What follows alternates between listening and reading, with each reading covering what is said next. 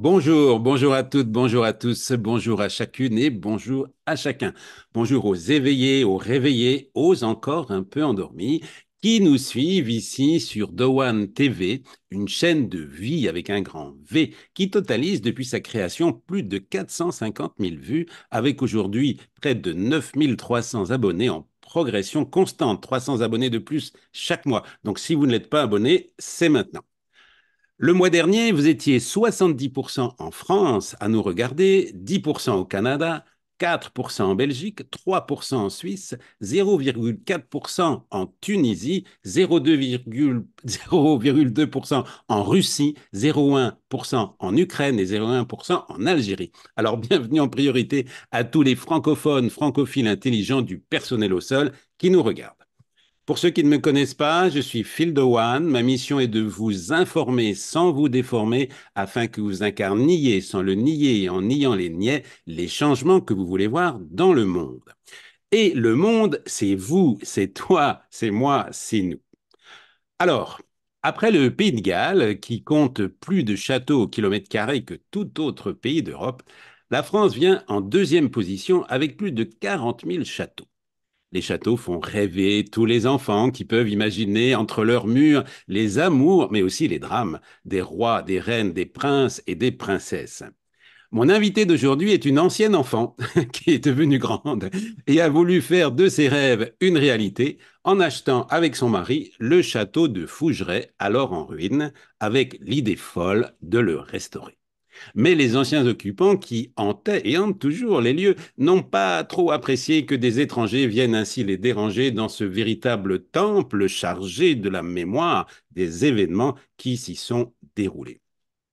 Pour en témoigner, Véronique Geffroy, la nouvelle propriétaire, a écrit un premier livre, Les Invisibles, publié chez Michel Lafon, puis un second qui vient de sortir chez Trédaniel. Les murs ont-ils une mémoire? Voilà, des témoignages extraordinaires recueillis à travers une enquête minutieuse enquête par cette passionnée de vieille pierre, docteur en histoire, qui nous raconte comment nos maisons peuvent être les caisses de résonance de nos mémoires et de nos vies, et comment des maisons joyeuses ou des maisons de malheur deviennent des lieux protecteurs ou dangereux, amicaux ou assassins. Ouh. Bonjour Véronique, bienvenue dans mon... Ah non, tu n'es pas dans mon vaisseau spatial, tu es resté à terre, excuse-moi. Ou voilà. Donc, comment vas-tu? Et je vais te dire la première question, en fait, qui est une question double. Pourquoi est-ce que tu as ressenti le besoin d'écrire un second livre sur le même sujet? Mais est-ce vraiment le même sujet? Alors bonjour Phil, ouais moi je suis à terre, je suis pas dans le vaisseau là. Non, c'est pas le même sujet en fait. Les Invisibles de Fougeray, mon premier livre, en fait c'est notre vécu, c'est 10 ans de vécu à Fougeray où j'explique les phénomènes, tout ce que ça a eu comme conséquences au niveau de la famille, etc. Nos surprises aussi. Le deuxième, en fait, je parle de Fougeray, mais peu finalement. J'ai fait une enquête un peu élargie. Et la mémoire des murs, c'est pas la même chose que les hantises, hein, c'est différent. Alors, est-ce que tu peux justement expliquer, là tout de suite, par rapport aux hantises, comment tu différencies, voilà, un endroit hanté et des mémoires, simplement? Alors, en fait, un endroit hanté, c'est un endroit où les gens qui sont décédés sont restés désincarnés, hein, c'est-à-dire que quelque chose d'eux est resté. Alors, soit parce que c'est une mort tragique, c'est quelqu'un de jeune qui est mort, c'est des gens qui pensaient qu'ils avaient autre chose à faire, ils n'ont pas fini, pour eux, ils n'ont pas fini leur vie, et ils restent sur leur lieu. Alors, on peut avoir des communications avec ces gens-là, les médiums peuvent parler, les ressentir, avoir des canalisations. Nous, on peut les avoir en spiritisme, on peut discuter, entre guillemets, avec eux en spiritisme. Donc voilà, ça c'est pour les phénomènes de hantise, c'est-à-dire, bon, après, les phénomènes de hantise, tout le monde connaît ce que c'est que les phénomènes de hantise, mais je veux dire, ça c'est l'explication. Après, la mémoire des murs, c'est différent. Les mémoires, en fait, c'est des choses qu'on dépose de façon inconsciente enfin, dans nos murs, c'est-à-dire c'est des émotions, de la tristesse, de la joie, etc. Et les murs apprennent comme une bande magnétique et en fait rejouent sans arrêt. Alors les manifestations sont complètement différentes, mais on ne peut pas avoir d'interaction avec. C'est ça qui est. Ah, presque, bah oui, on peut pas vraiment discuter avec une ah, mémoire. c'est ça.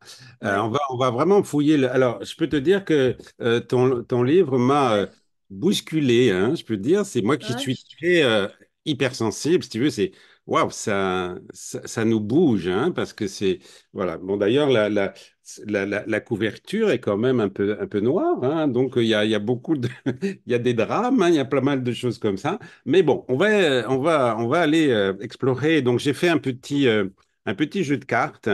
Mhm. Euh, D'abord, avant de tirer une carte quand même, bon, c'est important que les gens te connaissent.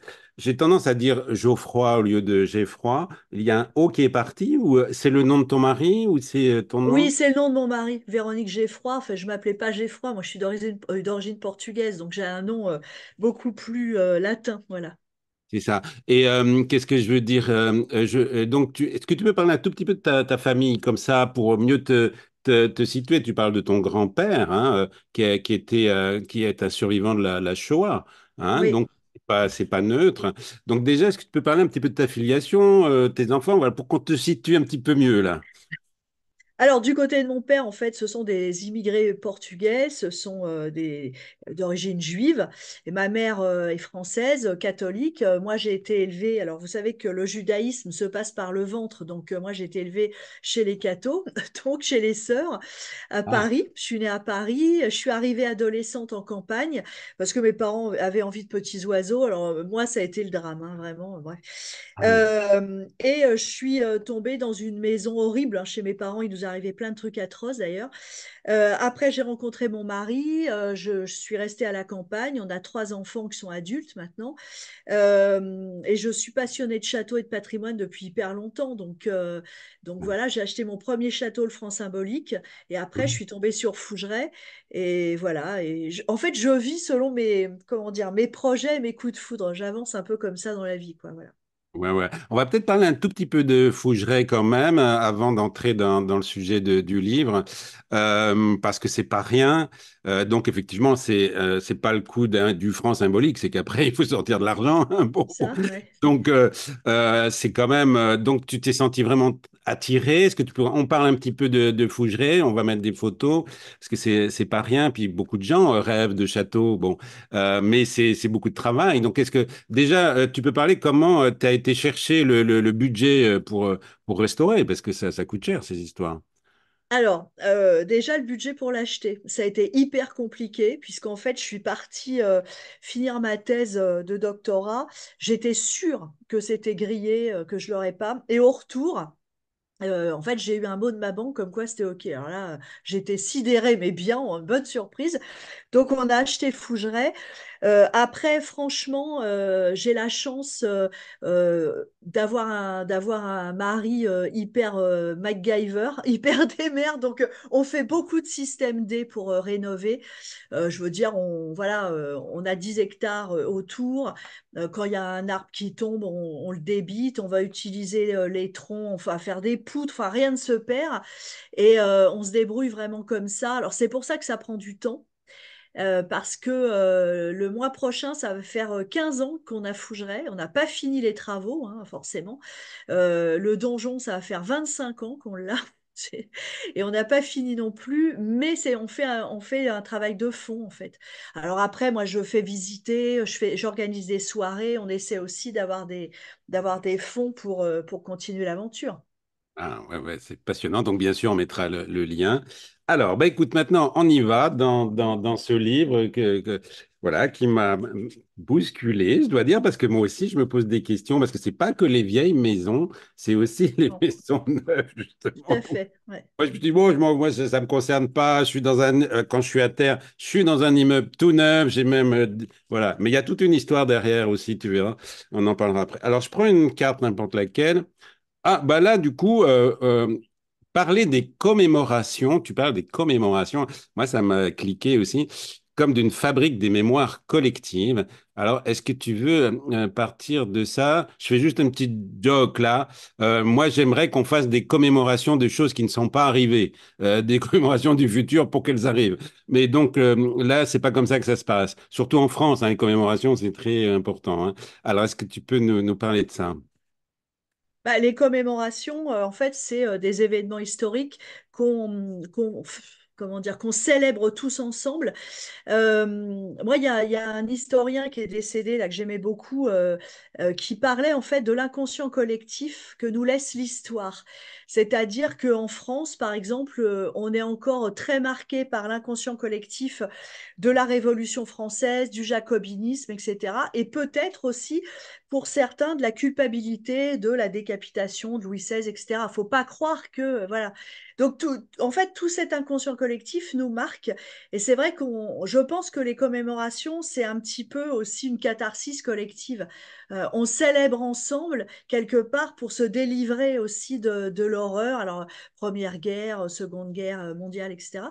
Et c'est vrai qu'en France, on aime bien les commémorations. Et ça, je suis complètement d'accord. Et ça, c'est vraiment une mémoire collective. C'est une mémoire qui nous marque tous, même si on pense, en fait, s'en foutre, quelque part, s'en moquer, on est Ouais. quand même imprégné par ces commémorations.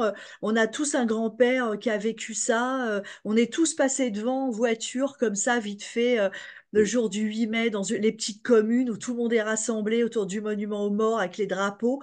Et c'est quelque chose de collectif, ouais. Mais le collectif nous imprègne terriblement. On n'est pas du tout, ah ouais, on pense individualiste, mais pas du tout. On est très imprégné par le collectif et notre histoire. Ouais, ouais, ouais, ouais. Alors moi je me demande, est-ce que ça ne nous ralentit pas dans notre progression sans arrêt de nous ramener au passé? Tu Ah, vois, non, non, mais c'est une bonne question, ouais. Franchement, c'est une question que je me pose. Après, bon, moi, je suis historienne, alors c'est vrai que je pense qu'il faut pas oublier le passé. Ouais, voilà, bon. Ça nous Alors, de toute empêche pas façon, de refaire les mêmes conneries, mais il faut pas l'oublier, vraiment. oui, c'est ça. On dit aussi que l'histoire ne se répète pas, mais elle bégaye, hein. Donc c'est Oui, souvent c'est ça, ouais. les, Ouais, c'est ça, les mêmes exactement. patterns qui arrivent. Et bon, et c'est vrai que c'est super important, évidemment, de comprendre. Moi, quand j'étais jeune, je ne voulais rien savoir de l'histoire. C'était trop drôle, hein. J'avais des profs, Ah, ouais. alors, j'ai eu des profs désagréables, sans doute. Puis peut-être ce qu'on m'apprenait, je trouvais ça idiot. C'est toujours l'histoire des vainqueurs, hein. Et donc, Mm. j'avais écrit quand j'étais ado. Sur mon bureau, je me fous du passé, je vis avec le présent en pensant au futur, tu vois. Mais maintenant, ça m'intéresse beaucoup, tu vois. Maintenant, je vois l'importance de l'histoire. Alors, je prends une autre. Ça, on va peut-être venir après. Ça, c'était à propos des. On va en prendre une autre, celle-là. Alors, ah oui, bah carrément, là, plus large. Fougeray, le château de Fougeray, t'a-t-il révélé ta mission de vie? Fougeray a confirmé ma mission de vie. En fait, ma mission de vie, moi, je l'ai comprise quand j'ai acheté ce donjon, le franc symbolique, c'était en 1999. J'ai compris que j'étais faite pour réparer les murs. En fait, j'étais faite pour réparer des choses. Et Fougeray a continué de me révéler. En plus, Fougeray, quelque part, a mis un point d'orgue à tout ça, puisqu'on a pu contacter des invisibles, parler avec des défunts. Moi, je ne connaissais pas ce milieu de la médiumnité avant. Donc, ça a été un peu nouveau pour moi, tout ça. Et oui, oui, bien sûr, ça c'est sûr, sûr, sûr. Bien sûr. Et maintenant, tu sais, oui, tu utilises le mot de réparation. Moi, Ouais. ça me parle beaucoup aussi, hein. Moi, quand j'étais petit, je réparais tout. Les machines à laver, les trucs, tout, je réparais tout. Et maintenant, je m'aperçois que je suis aussi un peu dans cette mission de réparation des humains, quoi, et à commencer par moi, quoi, évidemment. Donc, allez, on se prend une autre carte. Qu'est-ce qu'elle dit, celle-là? Euh, alors, oui, est-ce que tu peux m'en dire plus? Tu écris, la mémoire est affaire d'espace, elle est réactivée par les lieux. Alors, il y a Ah, l'espace, le lieu, la mémoire. Est-ce que tu peux essayer de développer un peu ça? bah, en fait, un événement, c'est toujours une date et un lieu, toujours. Par exemple, 1515 Marignan. Tu vois, on ne sépare pas, en histoire en tout cas, et pour la compréhension de tout le monde, on ne sépare pas les lieux et des dates. C'est vraiment quelque chose La cohérence se fait par ces deux paramètres. Donc, pour moi, la mémoire est affaire de temporalité, mais vraiment un temps précis, enfin au moins une période, et en plus d'espace d'un lieu. Ouais, voilà, c'est ce que j'ai voulu dire. J'espère avoir été claire. Oui, oui, oui, oui, Ouais, oui, ok. c'est très clair. Alors, une Tant autre. mieux. Ah bah alors là, je parle tout de suite. Bon, ça fait 2 fois qu'elle sort cette carte, je vais être obligé de Ouais, le faire. De rappeler ouais. la loi des bovies, parce qu'on va parler d'énergie, on va parler de géobiologie, on va parler de tout ça. Moi, j'utilise un pendule régulièrement. Alors, est-ce que tu Les, peux un peu rappeler qu'est-ce que c'est que cette les loi? unités, ah ouais, les unités bovis. Oui, que Alors tu. c'est ça, par contre, c'est pas du tout quelque chose qui est reconnu scientifiquement, hein. Oui, oui, oui. Mais bon, Enfin, tant ça, pis. je préfère. Disons que c'est une façon de calculer les vibrations d'une chose, de la Terre, par exemple, euh, d'une maison. Parce que plus les unités sont basses, plus la maison peut être pathogène. Quand c'est très élevé, on est très énervé, ça peut être pathogène aussi. Mais c'est quelque chose, bon, moi j'en ai parlé parce que bah, j'ai remarqué, hein, c'est vraiment de façon empirique, j'ai remarqué que bah, c'est vrai que c'est cohérent et que ça fonctionne dans certains endroits. On a des mesures qui sont cohérentes. Après, scientifiquement, ça n'est absolument pas reconnu. Ça faut... Oui, Les oui, gens qui pendulent, bah, tu pendules, toi. oui, Les oui, gens oui. qui pendulent se servent de ça, en fait. C'est ça. Ouais, moi, je m'en sers Ouais, voilà. tous les matins. Au lieu de prendre ma température, je prends ma Ah, montre. c'est vrai, d'accord. Ah oui, oui, oui. Ok. Bah, ce matin, voilà, puis après, je le remonte plus, tu vois. Bon, donc, c'est amusant. En tout cas, ah, ben là, il y a une carte qui est arrivée aussi, là, qui est plus profonde.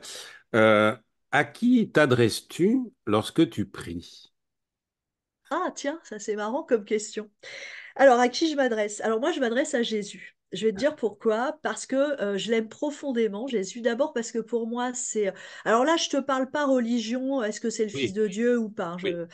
Je veux dire, c'est quelqu'un qui est issu bah, de rien. C'est le fils d'une gamine, Marie, qui était très jeune. Joseph, c'est son beau-père, en fait, dans l'histoire. En plus, c'est une famille recomposée, hein, Joseph, Marie et Jésus. Ça qui est génial. Et enfin, c'est génial, je veux dire, c'est hyper avant-gardiste quelque part que Joseph, qui avait plus de 40 ans, ait accepté d'épouser Marie, qui était enceinte de on ne savait pas trop qui à l'époque.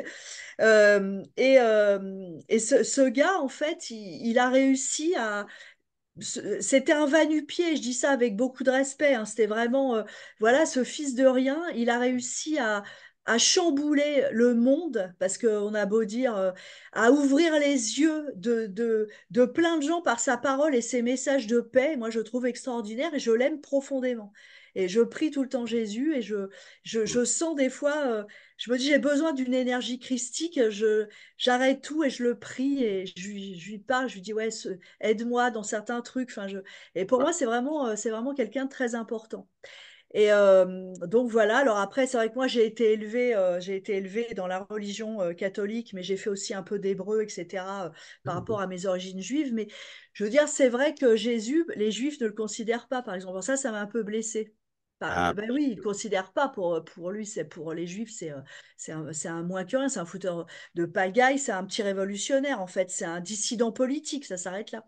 Mais ça va au-delà. Jésus, il va au-delà. Quand il a dit, de toute façon, je fonderai une église, bah, je veux dire, quelque part, est-ce que c'était pas aussi un mec qui était médium, magnétiseur, etc. Il a peut-être vraiment soigné des gens. Il a dit, je fonderai une église. Eh ben voilà, on est en train d'en parler. Et puis oui, il a fondé une église. Après, moi, souvent, je poste des fois des trucs comme ça, bah, à Noël, à Pâques, etc. Et c'est vrai que les gens me disent, oui, mais la religion, les cathos, c'est des pourris, l'Inquisition, tout ça. Mais attendez, ça n'a rien à voir. C'est ce que les hommes en ont fait. C'est pas, voilà, ça n'a absolument rien à voir avec la vie de Jésus, attention. Donc exact. voilà, je prie Jésus. Bah écoute, ça me fait du bien parce que moi aussi, je Ah suis bon, un bon, bah fan. parfait. Il y a un portrait magnifique ici. Ah, j'en ai plein aussi de Le portraits, lui. fan, je ne sais pas si tu l'as celui-là, il a des grands yeux, hein. En tout cas, peu importe. Mais moi, oui, mes prières, ça commence. Et je dis tous les noms, je dis, parce que je dis Jésus, Yeshua, Emmanuel, Sananda, je dis tous les noms que tu vois possible. Et il est très, très présent en moi. Et d'ailleurs, je l'ai dit, je crois, il n'y a pas longtemps, pourquoi je fais cette télévision là de One TV, parce qu'un jour dans le métro, c'était au métro Félix Faure, dans le 15e, j'habitais à Paris, j'ai eu une voix dans ma tête, dans le métro quand même, tu vois, bon, qui disait, si tu veux prendre la parole, donne-la. Et j'ai vu son visage. Et sur le coup, j'ai pas compris, ben, j'ai bien compris que ça venait de Jésus. Je me suis dit, ça veut dire quoi? Bon, qu'est-ce que je vais faire? Je vais faire du karaoké, je vais faire Jacques Martin, des gens sur la scène, qu'est-ce que je vais faire, je sais pas. Ça m'a pris du temps et ça m'a pris, bon, bah, peut-être 4, 5 ans, tu vois. Et maintenant, j'ai compris que c'est ça. Tu vois, c'est ça que je suis en train de faire avec toi. Je veux prendre la parole, mais je te la donne. Voilà. Donc, alors, écoute, oui, merci. Pour moi, c'est très important, évidemment, de dissocier ce que l'Église a fait des enseignements de Jésus. Hein. Bon, Tout à fait. voilà, et ça, c'est passionnant. Alors, parler, oui, ça aussi, c'est intéressant. Tiens, est-ce que tu pourrais me parler de l'importance du nom des lieux, justement, tu vois, des lieux dits, etc. Je fais une petite incise avant de te laisser la parole parce que tu sais, ça m'a bousculé ton livre parce que je me suis dit, après tout, tu dis à un moment donné que c'est quelque part, c'est presque les maisons qui nous choisissent, tu vois. Il y a quelque chose comme ça. Et ici, quand je suis à terre, je suis dans un immeuble que j'ai voulu absolument être là, mais alors que l'immeuble n'était pas fini d'être construit, quoi. Et c'est le seul immeuble dans tout Griffintown qui était enfin avant le quartier irlandais, le seul immeuble où il y a pas juste un numéro, il y a un nom et il s'appelle Sainte-Anne.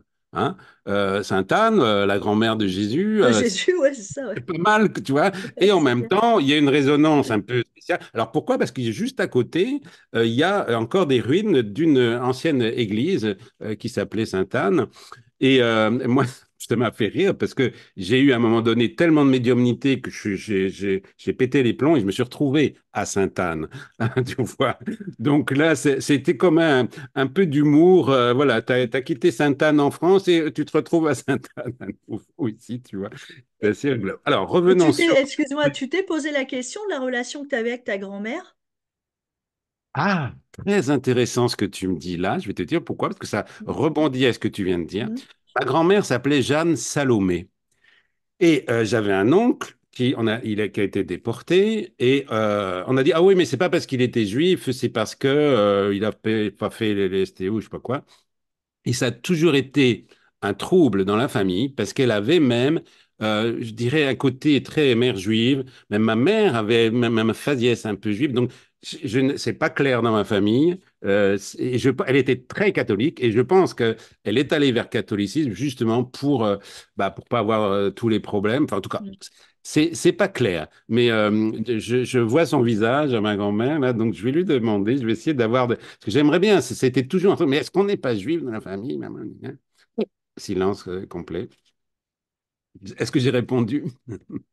Oui, oui, non, mais parce que je pense que c'est une question, enfin, c'est quelque chose qu'il faut que tu creuses, tu vois, Ouais. par rapport à Sainte-Anne, oui, oui.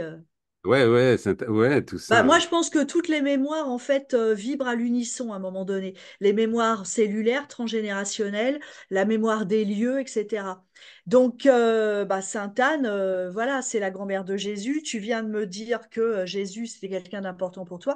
Toi, quelle relation tu as avec ta grand-mère, etc. C'est intéressant. Tout fait sens, hein, de toute façon. Oui, oui. Parce que pour répondre à ta question des noms de lieux, moi je pense que les noms ont tous une vibration et c'est surtout le sens qui nous impacte. Alors pas forcément consciemment, mais moi j'habite dans une maison en fait qui est hyper accueillante. Par exemple, une toute petite maison modeste bah, où je suis là actuellement parce que j'ai pas de Mm, wifi à mm, Fougeray. Et c'est une maison, le nom, c'est un vieux nom qui est le synonyme d'association. Et dans cette maison, il y a tout le temps plein de monde. Je veux dire, c'est un hall de gare, c'est très amical, tout le temps plein de monde. Et ben ah, j'aime ça. Ouais, c'est une maison hyper accueillante. Par contre, je dis dans mon bouquin, j'ai visité une maison qui s'appelait Font-Mort. Ça veut dire la fontaine morte, Font-Mort. Et en fait, c'est marrant, j'ai visité ça. En partant, j'ai dit à ma fille, c'était ma fille qui était intéressée, je lui dis, bah c'est mort. Le fond était mort. Mais c'est vrai, ça s'est jamais fait. Il y a eu plein de problèmes avec ce truc, avec cette baraque. Donc j'ai dit laisse tomber. Et je pense que les noms donnent une indication du taux vibratoire comme ça, positif ou négatif, et nous impactent inconsciemment en fait. absolument, absolument. Ben moi, je joue beaucoup avec les mots et les mots, pour moi, c'est des mantras d'une certaine Oui, manière. tout à C'est-à-dire, fait. c'est des mantras personnels. Donc, moi, j'ai voulu, comme je suis le dernier de ma lignée, j'ai voulu couper avant et j'ai changé mon patronyme. Tu vois. Donc, The One, ça veut dire la voix en amérindien. Et donc, j'ai décidé de m'appeler The One pour plus, voilà, pour ne pas à chaque fois ramener mon patronyme et ses, et ses casseroles. En tout cas. Alors, ça, c'était le nom des lieux. Super. Alors, ah là, ça aussi c'est intéressant. Tu parles d'une maison comme en fait d'un catalyseur. Alors, qu'est-ce qui fait qu'une maison agit comme catalyseur? Est-ce que tu peux donner des exemples justement de comme ça? Bah, par exemple, une maison qui a, par exemple, je ne sais pas, enregistré plusieurs événements, alors positifs ou négatifs. Bon, déjà, moi, je pense que ce sont en fait les lieux qui nous attirent. Hein, ça, c'est clair. Donc, on va arriver dans une maison. Moi, je pense que ça va révéler beaucoup de choses et ça va être un catalyseur dans le sens où, par exemple, si on emménage dans une maison où ça va pas très bien avec notre couple, mais on veut faire en sorte que, etc.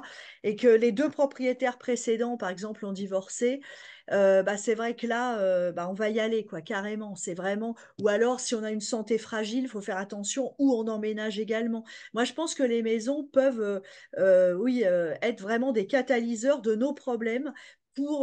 Ça joue le rôle aussi un peu d'accélérateur. Alors ça, c'est la mémoire. Quand la mémoire des murs, vibre aussi, mais vraiment avec notre mémoire personnelle. En fait, on se met sans vraiment le savoir sur le même plan vibratoire et là, ça va matcher. Si on doit divorcer, on divorce. Si on doit tomber malade, bah, malheureusement, on tombe malade. Mais il y a aussi des trucs positifs, attention, hein. Il y a des gens qui ont découvert des choses comme ça. Par exemple, il y a une jeune femme qui avait visité une maison dans le Lot. Et elle se rend compte que dans cette maison, à quatre ou cinq générations, ça a été à sa famille, que son arrière-grand-mère s'est fait violer, qu'après il y a eu des problèmes, hein, et elle peut pas avoir d'enfant. Et comme par hasard, elle passe par cette maison. Et ben, ça lui a complètement ouvert l'esprit pour démêler des problèmes de sexualité, de viol, etc. Et après, elle a pu avoir un enfant. Donc, je pense que ça peut être, Ah, voilà. Oui, oui, ouais. ça peut. On peut aussi quelque part bah, démêler les choses. Ça peut aider hein, aussi d'être des fois le nez dans ces problèmes. Tu vois ce que je veux dire? Oui, oui, oui, oui. Oui, moi je trouve que c'est important surtout alors moi par exemple, je vis dans mon appartement quand je suis à terre 24 heures sur 24, tu vois, donc j'ai forcément tu dis même 7 jours que Oui, il faut 7 jours pour que la mémoire enfin que les vibrations imprègnent les murs. Ouais, c'est comme un deuxième corps, hein, d'une certaine manière, de ce que j'ai compris. Et je vais faire un parallèle là avec la voiture aussi, tu vois, parce que la voiture, c'est comme un corps dans lequel on rentre aussi, puis on ressort. Mais enfin, pour certaines personnes, la voiture est extrêmement importante parce qu'ils peuvent pas travailler. Et j'ai eu, je le révèle là, j'ai interviewé ici Laurent Kasprovic, voilà, qui a écrit un bouquin, oups, qui s'appelle des coups de fil de oui, l'au-delà. j'ai entendu parler. Voilà, bon. Et c'est très, très intéressant, ce truc-là. Bon. Oui, Et il m'appelle, on devait se parler après, là, et il se trompe, il vient une semaine en avance, enfin, il vient sur Zoom, tu vois. Bon. Je dis, non, non, c'est la semaine après. Et après, le jour où il devait être là, il n'est pas là, il est en retard. Alors, j'appelle, et il était au garage avec sa voiture. J'espère qu'il m'en voudra pas de raconter cette histoire. Mais il te garage avec sa voiture, il dit que je suis désolé, c'est plus long que prévu, mais moi, ma voiture, c'est ça qui me permet de vivre. Il dit carrément ça, tu vois, sinon je peux pas vivre sans ma voiture et tout. Et bon, je dis, bah écoute, c'est pas grave, on va prendre un autre rendez-vous. Et moi, je réfléchis toujours à qu'est-ce que la réalité nous envoie. Bon, et je lui dis, tu sais, moi j'avais lu un livre qui parlait de la voiture comme d'un second corps aussi d'une certaine manière, et que si tu faisais un accident, tu tapais par exemple le phare droit, bah c'est un œil, hein, c'est oui. l'œil, c'est qu'est-ce que tu vois. Bon, s'il y a un problème d'embrayage pour passer les vitesses, bah, bon, enfin tout a une signification. Et je lui dis, c'est quoi le problème technique? Je lui ai écrit un petit texto. Il me dit les injecteurs. Ah, ah, je lui dis, mais est-ce que tu n'aurais pas eu un problème avec les injections? Est-ce qu'il n'y a pas quelque chose avec des injections? Enfin, voilà, j'ai pas trop été loin, mais il me dit, ah, ah, très intéressant, comme c'est un chercheur, tu vois, voilà, les injections. C'était fort. Ah, mais de toute façon, c'est évident que, en fait, les voitures, c'est pareil. C'est vrai qu'on rentre dans une voiture. Il y a des gens, ils supportent pas qu'on égratigne leur voiture. Il y a des gens, ils placent tout dans leur voiture, leur frime, leur ego. Enfin, je veux dire, mais ça en dit long, la voiture, hein, vraiment, Oui. hein. Ah ben Surtout oui, pour les hommes. Surtout pour les hommes. Hein. La France a alors ça c'est vrai, surtout pour les mecs, ouais, j'ai remarqué. Ouais. Ouais, parce que c'est un symbole de pouvoir, c'est un symbole de. Voilà, tu peux Ouais. écraser quelqu'un avec une voiture. Hein. Donc, elles ont un Bah super. visage. Elles ont un visage. Il y en a qui sont méchantes. Hein, je veux dire. Bon. Alors, bon, bah là, c'est la carte que j'ai. On en parle un peu, mais peut-être on peut pousser un peu plus là-dessus. C'est, comme tu dis, c'est pas. Tu penses que c'est pas nous qui choisissons les maisons. Alors, c'est quand même une question très, très importante parce que c'est dérangeant, tu vois. Je veux dire, de dire, bah alors, le libre arbitre, il est où, là, si c'est les maisons qui nous choisissent? Bah alors, moi, la question du libre arbitre, c'est vraiment une question que je me suis, enfin, je m'interroge vraiment beaucoup là-dessus. Bon, moi, quand j'étais à l'école, j'ai fait beaucoup de grec et j'étudiais énormément la mythologie. J'adore ça. Et c'est vrai que pour les Grecs, bah, il y a ce qu'ils appelaient la tuké. Et en fait, la tuké, c'est vraiment quelque chose de fatalisme. On est prédéterminé. Le libre arbitre, on l'ajuste. En fait, d'un point A à un point B, on est prédéterminé. Et ce qu'on pense, l'illusion du libre arbitre, on peut faire des virages, des zigzags, mais on arrivera toujours au point B. Bah, je sais pas, Oedipe et Jocaste, par exemple. Oedipe, il voulait pas, voilà, il voulait pas se faire sa mère. Il a bien fait un truc, il y avait. Enfin, je veux dire, voilà, c'est vraiment pour moi, on n'a pas vraiment le libre arbitre. Je pense que tout a un sens, tout fait sens. Et dans notre vie, en fait, il y a une espèce de fil rouge qui fait sens comme ça. Et les lieux où on va, par leur nom, par leur mémoire, tout fait sens, tout doit résonner avec la problématique de notre petite personne, en fait, tout simplement, notre famille, etc. Après, c'est pas forcément facile de tout comprendre. Je veux Oui. dire, pourquoi? Ah bah oui, pourquoi on est arrivé là? Pourquoi? Je vais te donner un exemple qui est quand même assez dingue. Bon, moi, je suis née à Paris, tout ça, je suis arrivée dans le Poitou un petit peu, enfin, contre mon gré, mais j'étais ado. Et, euh, et François, en 85, donc on se bécotait, hein, c'était l'étape flirt, c'est tout achète une maison aux enchères que je trouvais sympa, l'équivalent de 7 000 euros. Elle était en ruine avec 3 hectares, en race campagne. Et on vivait, alors après on se marie, on a des gosses, tout ça. Et puis du jour au lendemain, j'écoute, j'en ai marre de cette maison qui est froide là, froide dans l'ambiance. Hein. J'aimais pas du tout cette mémoire justement. Style Troisième République, bourgeoisie, pincée, enfin, je détestais cette ambiance. Et je dis, on va s'en aller, on va restaurer la petite maison que tu as achetée et on va y habiter. C'est ce qu'on a fait, c'est où je suis là. Et j'ai une copine un généalogiste, figure-toi qu'elle m'a trouvé un truc il n'y a pas longtemps, elle m'a aidé, Catherine, à faire mon arbre. Et moi, j'ai une ancêtre, non mais attends, j'ai une ancêtre qui s'appelait Antoinette. En 1772, elle a vécu, elle est morte dans la maison, là. C'est Oh. pas dingue, ça? Tu vois, c'est ça les mémoires qui vibrent à l'unisson. C'est Oui. qu'en fait, cette maison, j'étais attirée, bah, peut-être parce que j'avais une mémoire transgénérationnelle. En plus, c'est une maison vraiment de bonne humeur et de gaieté, quoi. Donc, Oui. en fait, j'étais attirée par cette maison. Pourtant, je te jure que c'était une ruine et mes parents me disaient, ouais, t'es dingue, c'est moche, c'est horrible. Enfin bon. Alors que non, en fait. Tu vois. Et donc, je suis arrivée, j'ai découvert ça. Il n'y a pas longtemps, là, qu'en 1772, Antoinette a vécu et est morte là. C'est incroyable. Ah, ouais, c'est une histoire incroyable. Puisque tu as dit aussi tout à l'heure, que moi je suis sensible aux mots et au son des mots. Dans l'ancienne maison d'avant, tu as dit j'ai froid. Hein, et c'est le Ah nom. oui, c'est vrai, exactement. C'est Ben, le tu nom. sais, en fait, je crois que pour comprendre bien les choses, il faut se pencher sur la langue des oiseaux. Tu Oui. sais, t'as toujours des significations cachées dans les mots. Et moi, je trouve ça très intéressant, justement. Et dans les toponymes, souvent, quand on se les répète comme ça, c'est incroyable ce qu'on peut découvrir, quoi. Vraiment. Ah oui, tout à fait. Allez, une autre. Ah bah ça, c'est Joe, je l'avais dit. Alors, oui, alors ça, c'est pourquoi ce désir si fort de trouver un lieu médiéval, donc du Moyen Âge. Alors, Pourquoi? bon, moi, j'ai une théorie là-dessus. Après, ça n'appartient qu'à moi. Moi, je pense que j'ai eu une vie importante euh, antérieure au Moyen Âge. J'en ai eu d'autres apparemment, mais cette vie-là m'a vraiment terriblement marquée. Et c'est vrai que quand j'étais gamine, j'aimais bien me balader dans la campagne, dans les champs, etc. Et mon jeu favori, c'était de ne trouver aucune trace du XXe siècle. C'est-à-dire, pardon, pas de poteau électrique, rien, tu vois. Et justement, je rêvais que j'étais au Moyen Âge. Et en fait, j'ai cherché très longtemps, vraiment très longtemps, une maison médiévale ou un château médiéval, quelque chose d'hyper ancien. Pour moi, ça a été un leitmotiv pendant des années.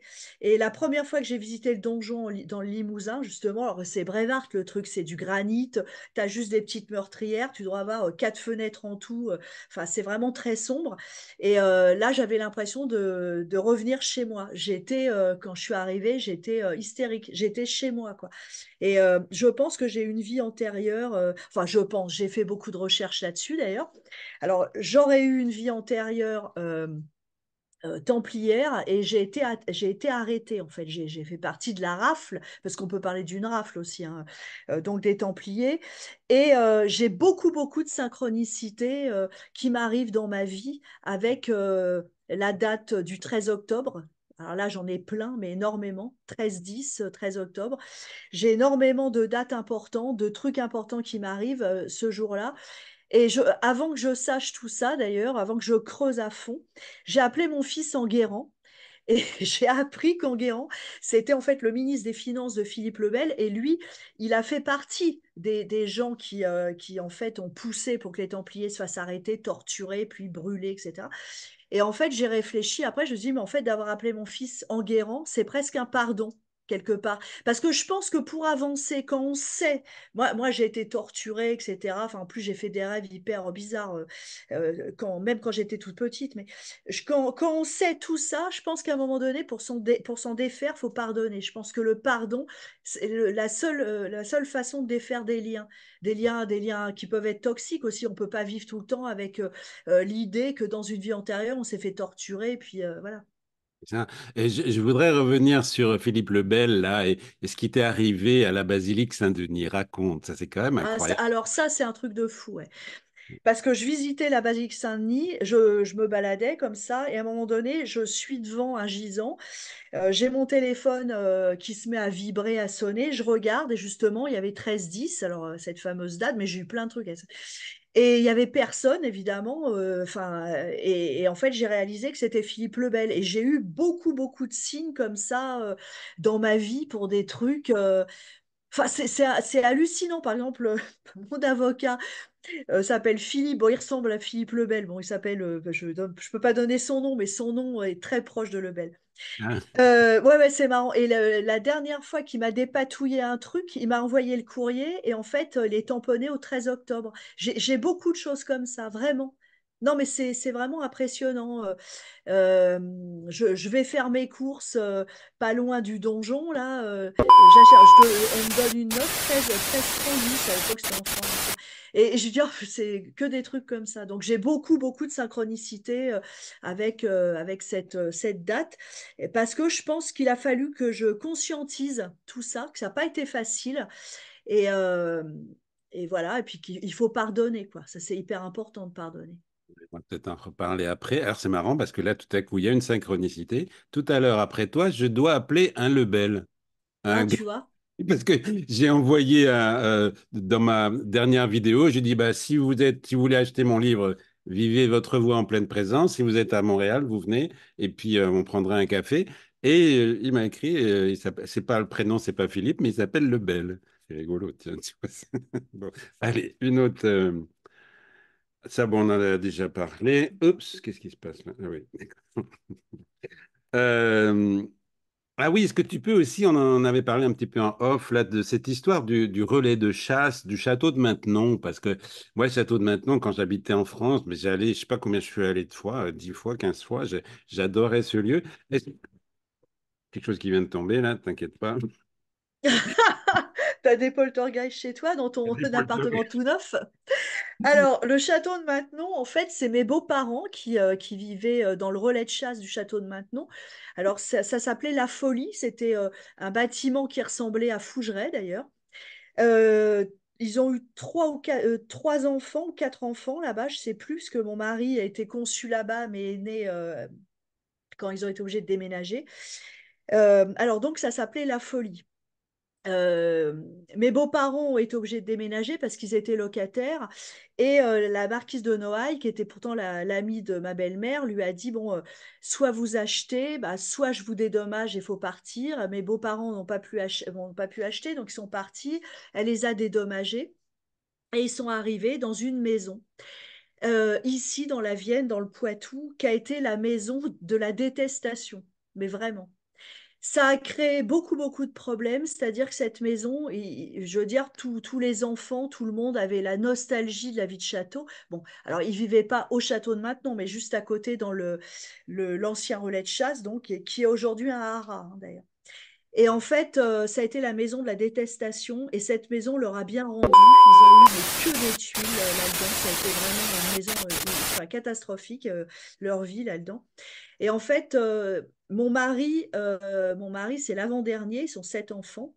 Bah, c'est le seul qui, quelque part, a maintenant bah, Fougeray avec moi, un château quelque part. Et c'est marrant parce que tu vois, dans le fil rouge de cette histoire, j'ai peut-être pas tout compris, en plus, je pense qu'il y a encore plein de choses à creuser. À Fougeray, bon, déjà, il y a le mot fou. Et en plus, à Fougeray, qui venait passer ses vacances à Fougeray? Je te le donne en mille, Gilles de la Tourette. Oui, c'est ça. Ça, c'est dingue. Ouais, alors, j'ai des photos de lui dans le parc. Gilles de la Tourette venait passer ses vacances à Fougeray parce que son père avait été maire d'un village à côté. Enfin bon, bref. Et bah, il y a toute une histoire comme ça qui part en fait du château. Alors après, c'est pareil, les envies de château. Moi, je pense que ça, c'est une mémoire cellulaire. Parce que mon mari, il n'a pas connu, lui, il n'est pas né là-bas, en fait. Mais il a été conçu là-bas et lui, il est né dans la Vienne. Et je pense qu'il y a aussi l'idée d'une mémoire transgénérationnelle de la vie de château, tout simplement. Moi, la vie de château, ma mémoire transgénérationnelle, elle est plus rock'n'roll, entre guillemets, puisqu'en fait, c'est mon arrière-grand-mère portugaise, donc qui serait fait abuser par le comte, voilà. Donc, mais l'air de rien, les mémoires cellulaires, c'est des mémoires qui ont leurs impacts, leurs effets sur plusieurs générations, hein. À propos de Gilles de la Tourette, tu racontes, et là, moi, ça m'a un peu glacé. Là, c'est vrai ou pas que d'avoir vu un pendu, là, c'est quoi cette histoire là, Ah oui, mais ça n'a rien à voir avec Gilles de la Tourette, ça. Non, non, mais je sais pas pourquoi. Oui, oui, oui, oui, c'est vrai, oui, c'est vrai. Bah Tu alors, parlais du docteur Gilles de la Tourette, puis après, tu parlais d'un moment où vous étiez en voiture oui, et oui, tout à fait, oui, c'est vrai, tout ça, c'est vrai, oui, bien un sûr. vrai pendu. Oui, un vrai, oui. Je veux dire, bah, en fait, le truc, c'est que il y a eu beaucoup de problèmes dans ma belle famille. En fait, c'est le neveu, enfin, c'est mon neveu par alliance, c'est le fils du frère de François. Et oui, qui a mis fin à ses jours dans le parc de Fougeray en 2012, ouais, en juillet 2012. Waouh, c'est Ah oui, dur ça. comme tu dis, ouais, comme tu dis, ouais. Ouais, ça, c'est dur ça. Ah bah, Tiens, moi, ça m'a complètement traumatisé, est-ce qu'on hein. peut faire quelque chose aussi, parce que là on parle de prière et de pardon et tout ça, bon, c'est très important. Je t'enverrai si tu veux, justement j'ai une prière, j'ai eu Luc Baudin qui a fait une prière de déprogrammation très très importante. Je te l'enverrai si tu veux, c'est important. Ouais, je Mais veux là, bien. moi, ça me fait toujours mal quand quelqu'un a mis fin à ses jours. Est-ce qu'on peut voilà, lui envoyer... ce serait important de lui envoyer vraiment de la lumière pour qu'il avance. Bah, Euh, tu vois, c'est marrant parce que autant, moi j'étais avec mon mari et mon fils, autant François et Enguerrand, je pense qu'ils ont toujours pas complètement pardonné parce que ça les a ah ouais, vraiment, ils ont été hyper choqués. Alors moi aussi, hein, attention. Mais c'est marrant, moi maintenant je l'ai complètement pardonné. Je peux en parler complètement sereinement. Je l'ai complètement pardonné parce que je me dis en fait, quelqu'un qui est dans la peine et le désarroi à ce point-là, on peut pas se mettre à sa place, même avec toute la bonne empathie du monde. Et je veux dire, à partir de ce moment-là, on peut pas vraiment se mettre à la place de l'autre. Bah, à part le pardon, je vois pas. Ça doit être tellement terrible que je ne souhaite pas être un jour à sa place. Donc quelque part, sa place qui était si terrible et que je ne comprends pas, je ne souhaite pas la connaître. Et ben, bah, je lui dis, ok, je te pardonne. Ça doit être horrible ce que tu as vécu. Moi, je peux pas comprendre, mais je te dis, et je l'ai complètement pardonné, mais pas que des mots, hein, parce que tu sais, ça peut être oui, oui. vraiment profondément, profondément, vraiment. Ouais, c'est ça. Et puis Ouais. bon, moi, il y a beaucoup à dire. Son prénom, c'est comment? On va lui envoyer plein de lumière. Sylvestre. Sylvestre. Ah, Sylvestre, bien Sylvestre, on t'envoie plein de lumière. Et Mm. puis voilà, il a forcément, je sais qu'on est quand même toujours bien accueilli de l'autre côté, quoi qu'il se passe. Et donc, on envoie plein de belles lumières à Sylvestre. Allez, une autre carte. Alors, ben, oui. Ah oui, ça complète peut-être une question qu'on a déjà vue. Je disais pourquoi tu as ressenti vraiment le besoin, après tout aussi quand même, d'écrire un second livre. On a parlé un petit peu au début, parce que c'est pas l'histoire de. Qu'est-ce qui te, oui, après tout, tu aurais pu rester que sur le livre de Fougeray. D'ailleurs, il y a une autre question là-dessus qui viendra après, mais qu'est-ce qui vraiment, toi, t'a poussé à écrire ce second livre, donc les murs entiers de mémoire? C'est quoi le déclic tu l'as écrit très vite après l'autre, hein, je crois. Hein. Bah, en fait, d'abord, moi, j'adore écrire. Ma thèse était super longue, j'adore écrire. Quand j'écris, je suis dans ma bulle. Et voilà, ça, c'est un truc que j'adore. Mais en fait, ça répond à un questionnement personnel, en fait. Les hantises, je pense, j'ai pas fait le tour, mais je veux dire, voilà, j'en ai vécu beaucoup. Il y a beaucoup de choses que j'ai comprises. Après, il y a plein de trucs que personne n'a compris, mais je veux dire, j'ai un peu fait le tour des phénomènes de hantise. Et je voulais m'attaquer à un autre truc parce que je pense que les mémoires, enfin les maisons, on peut pas uniquement dire ma maison est hantée. Je pense que des fois, il y a autre chose parce que, en fait, une maison qui a beaucoup de mémoire, elle peut être hantée aussi. Hein. Enfin, l'un n'empêche pas l'autre. Oui, Mais des fois, il n'y a pas forcément d'esprit dans une maison. Il y a juste des mémoires super dures, etc. Donc, je voulais aussi bien faire le distinguo et je m'intéresse aussi aux ambiances des maisons. Pour moi, les ambiances, le ressenti, tout ça, toutes ces relations tacites, les inconscients qu'on envoie à nos murs, et ça fait plus partie des mémoires. Et ça, c'est vrai que ça m'intéressait vraiment beaucoup, parce que, par exemple, je m'intéresse beaucoup à l'épigénétique, hein, la mémoire transgénérationnelle, etc. Et là, vraiment, pour moi, c'est comme une mémoire de mur. C'est quelque chose qui s'ancre dans des cellules ou dans des pierres. Et je veux dire, après, voilà, ça se diffuse doucement tout le temps, tout le temps, tout le temps. Et je pense que la conscientisation aussi de ce phénomène, elle est importante parce que en fait, d'ailleurs, je dois le citer, Luc Bodin, à un moment donné, il faut déprogrammer, mais il faut se déprogrammer aussi soi. Parce que c'est important de faire reset et puis de faire table rase. Bah oui, on ne peut pas tout le temps trimballer nos casseroles et nos ancêtres. À un moment donné, ça va, quoi. Donc voilà pourquoi j'ai écrit ce second livre. super, super. Alors, bah là, oui, c'est sur l'importance du pardon. Alors, peut-être on peut appuyer à nouveau là-dessus, parce que dans le fond, c'est une vraie question, le pardon. J'ai interviewé ici Olivier Clerc, tu sais, Mhm, qui fait les cercles du pardon, justement. mhm, Quand j'étais à Paris, j'ai participé plusieurs fois. C'est très, très puissant. ouais, Mais en fait, c'est le pardon, c'est en fait, le plus dur, c'est de se pardonner soi-même, tout à à fait. soi, hein, c'est ça, hein. Est-ce que tu peux Tout dire à quelque chose fait. là-dessus? Bah, en fait, c'est vrai que, bon, moi, par exemple, en parlant du pardon, je reçois beaucoup de gens à Fougeray qui viennent faire du spiritisme parce qu'ils sont fascinés par tout ça. Souvent, on a, par exemple, pendant des séances spirites, quelqu'un qui vient et j'ai des gens qui réagissent hyper vivement, qui me disent, ah non, lui ou elle, je veux pas la voir, je veux pas.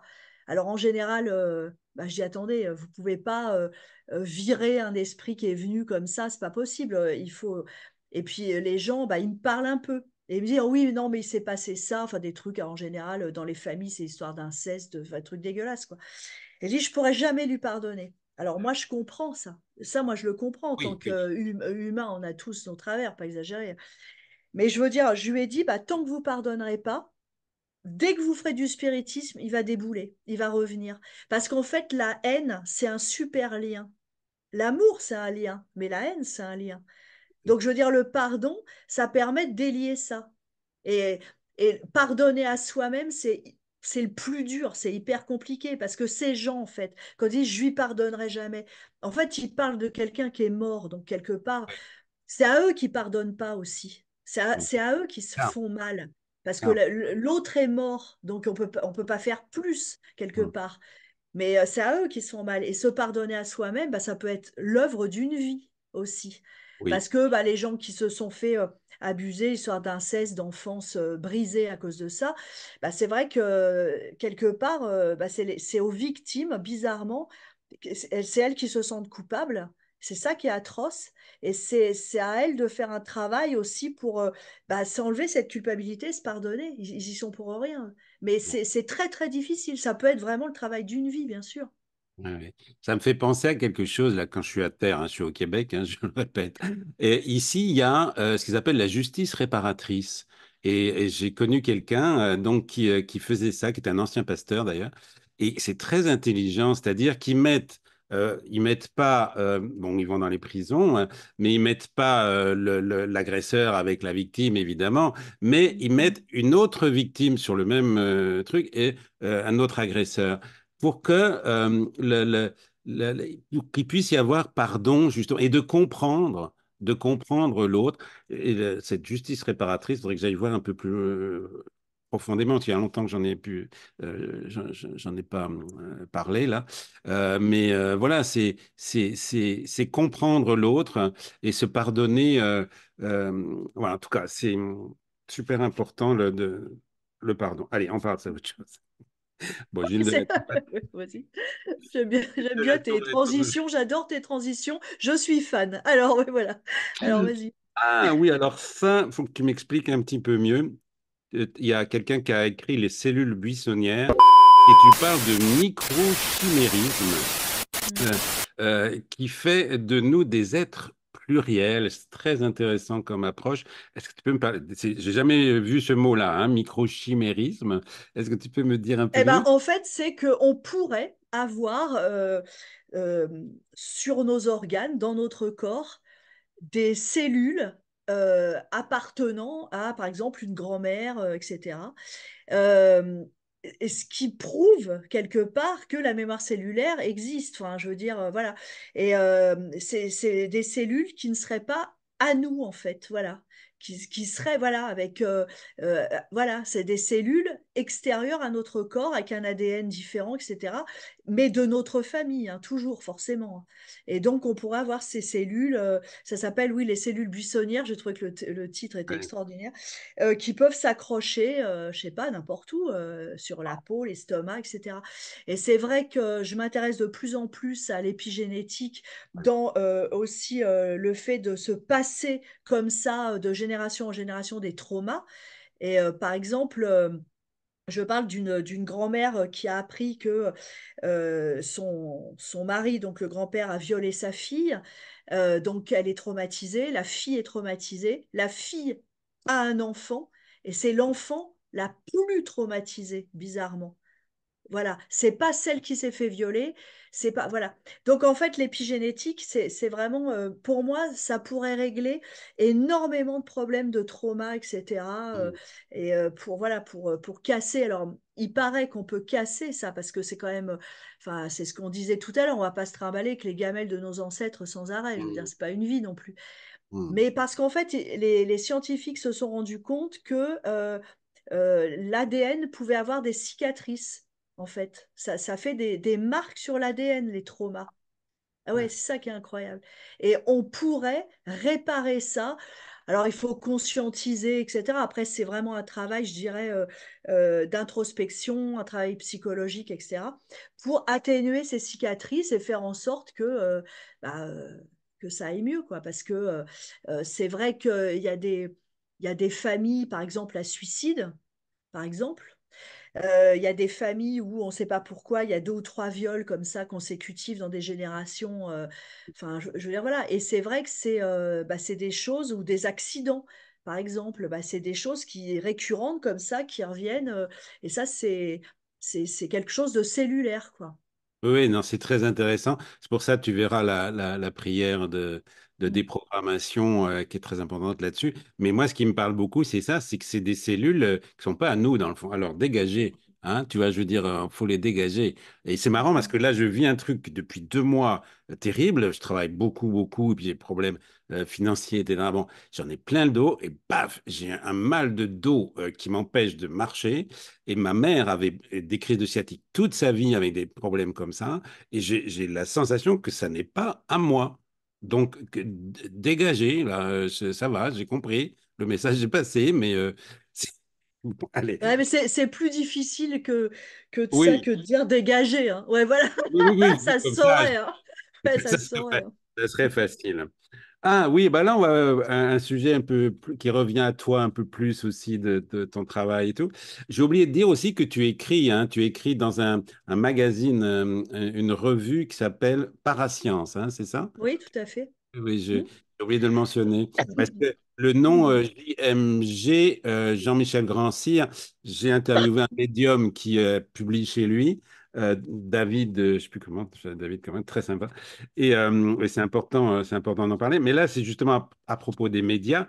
Tu as fait une expérience dans un lieu quand même assez exceptionnel, assez bizarre. J'ai eu des vents que c'était pas terrible, ce lieu. C'est le studio de télévision de TPMP avec Cyril Hanouna. Je sais pas, je me demandais de quelle expérience tu allais me Oui, je faisais parler. exprès, tu vois.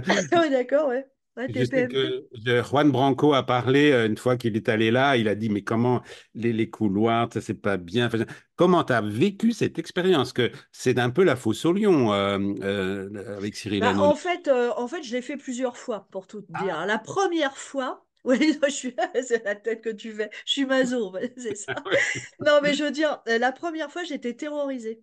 Parce que tu arrives, alors déjà, tu sais, tu as des grands couloirs blancs avec les loges, tout ça. Bon, tout le monde essaie de te mettre à l'aise, hein, par contre, l'équipe, tout ça. Bon, mais j'étais terrorisée parce que je me dis, je vais me faire défoncer, je vais me faire démonter, parce que les chroniqueurs ont la dent acérée, puis bon, ils ont tout le temps. Et en fait, bah, alors là, je touche du bois, j'ai eu une chance inouïe, c'est-à-dire que la première fois que j'ai fait, je suis arrivée, bon, ils commençaient à parler de fantômes, à rigoler un peu. Et en fait, il y avait Antoine Decaune qui est venu sur le plateau. Et Antoine Decaune, un mois auparavant, il est venu passer une soirée à Fougeray et il a dit, mais non, c'est vrai ce qu'elle dit. Moi, j'ai vécu des trucs là-bas. Et alors là, bon, tout le monde s'est tu.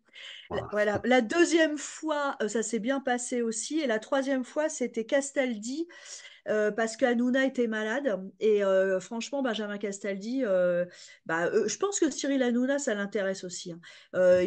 Benjamin Castaldi m'a dit, moi j'ai vécu des trucs. Enfin, ils sont. Après, bon, ils sont beaucoup dans la déconne et dans la dérision. Donc il faut aussi. Faut pas se laisser en fait déstabiliser. C'est ça le truc. Si on commence à être déstabilisé, c'est mort. Mais bon, après, moi j'en ai pas un souvenir.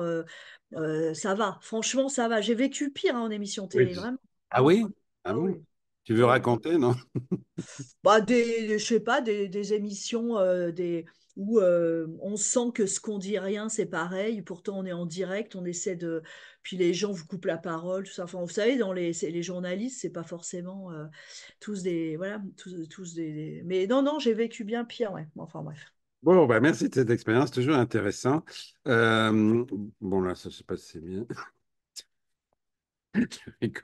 Allez, bon, oui, c'est vrai, on parlait des 7 jours, mais bon, moi j'avais eu un géobiologue, 7 jours pour imprimer Oui, imprégner les oui, c'est gens. un géobiologue qui m'en a parlé. Voilà, moi j'avais eu un autre géobiologue qui m'a dit que c'était un peu plus que ça, mais justement, euh, non, j'ai Bon, pas envie de. après, ça, on peut pas le savoir. Moi, il m'a dit, je pense qu'à 7 jours, on peut imprégner un lieu. Alors moi, j'ai parlé de ces 7 jours, c'est Stéphane Cuchy, c'est un géobiologue qui est bien, qui est sérieux, pas de problème. Mais on peut pas vraiment savoir, c'est compliqué de savoir si c'est 7, 8, 9, 15 jours, un mois, enfin c'est voilà, c'est ça. Bon, Moi, je pense que ça dépend de l'intensité, oui, de oui. l'émotion, ça dépend de ce qu'on vit dans le lieu. Hmm. Moi, je pense qu'on peut, en une nuit, s'il y a un drame terrible, on peut imprégner un lieu, quoi. Donc, C'est ça, voilà. oui, oui, tu as raison, ça dépend de l'émotion, de Bah l'intensité. oui, de l'intensité, ouais. Là, c'est ça. Alors là, on va rentrer dans quelque chose un peu plus compliqué. Tu dis le temps ne s'écoule pas comme une flèche du passé vers l'avenir. Donc là, on parle donc justement du temps, tu parles de physique quantique, etc. Bon, quand on parle de vie antérieure aussi, bon, moi, de mon point de vue, finalement, c'est pas ça, c'est qu'on vit tout en même temps. Donc, Ah oui. quelle est ton- oh, ta vision? J'arrive plus à trouver les mots. Oui, c'est ça. Quel Quelle est est ton, ma vision? quel est Alors, ton, bah, tu m'as compris quoi. C'est quoi toi le temps? Comment? bah, moi, en fait, si tu veux, je pense que nous, en tant qu'êtres humains, on jauge tout, hein, à l'aune de notre vie, ce qui est logique, hein, de notre naissance à notre mort, on peut pas revenir en arrière, on avance. Donc là, le temps, il est linéaire, simple. Ça, c'est la notion qu'on a du temps qui est toute simple. Mais moi, je pense que c'est plus compliqué que ça. Après, attention, hein, c'est parce qu'en physique quantique, tout et rien se dit. Et de toute façon, c'est que des expériences de pensée, des hypothèses, quand même, la physique quantique. On n'est pas dans la preuve absolue non plus. Bon. Moi, je pense que en fait, il pourrait y avoir des espèces de... Parce que bon, imagine le temps comme une flèche comme ça. Moi, je pense que le temps, parfois, quand par exemple on vit un phénomène de hantise, c'est une anomalie temporelle, quand on voit par exemple quelqu'un qui est mort, et là, la flèche, tu vois, elle est dans ce sens-là. Tu vois ce que je veux dire? Elle est Ouais. perpendiculaire à l'autre flèche. Ah, oui. C'est-à-dire que là, on a des espèces de strates de temps, de trucs qu'on a et d'un seul coup, eh ben, on perce toutes les strates et clac, on voit quelqu'un qui est mort ou on voit, c'est arrivé à Fougeray, des bâtiments fantômes, par exemple, qui n'existent plus, etc. Donc finalement, je pense que le temps, faudrait revoir notre vision du temps. Mais notre vision du temps, je dirais qu'elle est biologique. Ce qui est normal, Oui, c'est logique. On peut oui, pas non plus tout le temps. Après, c'est vrai qu'avec les théories d'Einstein, de la vitesse, etc., qu'on peut gagner du temps si on fait le tour de la Terre dans le bon sens. Ils avaient fait l'expérience, ils avaient gagné, je sais pas, peut-être un millième de seconde, mais bon, voilà. Et si on faisait l'inverse, on pourrait aller dans le passé, bah, quelque part, ça modifie notre vision du temps. Nous, on pense que c'est inéluctable, mais peut-être pas d'aller dans le passé, dans le futur. De toute façon, pour l'instant, technologiquement, on peut rien faire. Donc, on est obligé d'accepter ce temps biologique. oui. Mais en même temps, je pense que quand on parle des lignées, etc., quand on fait un pardon, une réparation sur soi-même, on le fait aussi pour nos ancêtres, en réalité. Ah, Donc, tout à fait, oui. voilà. Mais, Mm, et peut-être pour le futur aussi. ouais. Donc, voilà. En tout cas, c'est une question très intéressante. Ah ben, celle-là, on en a parlé. Allez, une dernière petite question, puis je te laisserai conclure. Ah oui, ça tient, j'aimerais terminer là-dessus. Est-ce que ton prochain livre, ce serait pas un roman? Tiens, c'est marrant, pourquoi tu me poses... non. Enfin, en fait, ah, tiens, c'est marrant. Alors, mon prochain livre, j'ai le sujet. C'est encore des choses vécues parce que moi, je m'intéresse quand même à la vérité. Ça va pas être ni sur la mémoire des murs, ni sur les phénomènes de hantise uniquement. L'axe va être un petit peu différent. Voilà. Tu veux que je te dise quoi? Ah bah si tu as envie, je ne suis pas obligé. Non, mais oui, parce qu'en fait, l'axe va être un peu différent. Ouais, je te le dirai plus tard, parce que là, pour Voilà, l'instant, je dis-moi, suis puis je vraiment regarde. dedans. Voilà, je suis Regarde-le. vraiment. Mais tu vois, j'ai eu quand même cette pensée. Je trouve que ça serait bien que tu écrives du roman aussi. Ah bon? Parce que, oui, parce que dans ce que je lis là, pour moi, c'est tout des petits bouts de personnages de romans. Et tu Ouais. pourrais faire passer dans des romans beaucoup plus de choses. Peut-être avoir plus de plaisir à l'écrire. Enfin, je sais pas. Hein, je te dis, c'est un téléchargement que j'ai reçu, comme ça que je t'envoie. Bon. D'accord. Donc, D'accord, c'est ok. mon envie de lire parce que dans ce livre, tu nous fais vibrer. Il y a de la peur, il y a de la... C'est pas... voilà, c'est... Bon. Donc, il y a tous les éléments. Il y a plein, pour plusieurs romans. Tu vois, voilà, regarde un personnage qui... Ah, une question complètement stupide aussi. Pas stupide, mais... euh, pourquoi on n'a pas parlé du futur et des galactiques et des bon il y a euh, on sait que les églises sont toujours construites sur des nœuds enfin sur des croisements hein, Tout à telluriques fait. pour voilà pour l'énergie. Est-ce que les châteaux euh, est-ce qu'il y a des châteaux qui sont des lieux sacrés? C'est ça que je veux dire. Est-ce que ça existe? T'as entendu parler de ça? Oui, bien sûr. Alors déjà, par exemple, Fougeray, avant, c'était une petite chapelle. Et ouais, voilà. Et après, avant la guerre de Cent Ans, ils ont dû sentir le roussi, là. Ils ont fait quelque chose de fortifié.